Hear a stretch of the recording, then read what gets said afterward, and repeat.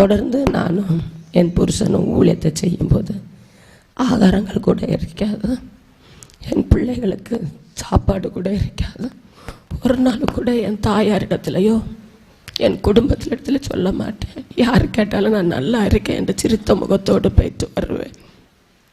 ஒரு நாள் நான் ரப்பர் காய் புறக்கி கொண்டு சாப்பாட்டுக்கு வழி இல்லாமல் வரும்போது என் தாயார் இந்த சர்ச் இந்த இடத்துல வரும்போது என் தாயார் நெஞ்சில் இடித்து அழுது கொண்டு சொன்னார், இவ்வளவு நெருக்கடி படுறியே என்று. அப்போது என் தாயார் இடத்துல சொன்னேன், ஆண்டவருக்கு என்று கொடுத்து விட்டீர்கள். நான் ஆண்டவருக்காக நிற்க என்னை போஷித்து என் புருஷனை பிள்ளை காப்பாற்றுகிற ஒரு ஆண்டவர். என் தாயார் மறிக்கும் வரை எனக்கு நல்ல ஒரு உதவி உள்ள தாயாராய் ஊழியத்துக்கு என் புருஷனுக்கு பைக் இல்லைன்னு சொன்னபோது பைக் எடுத்து கொடுத்தார்கள், கார் எடுத்து கொடுத்தார்கள்.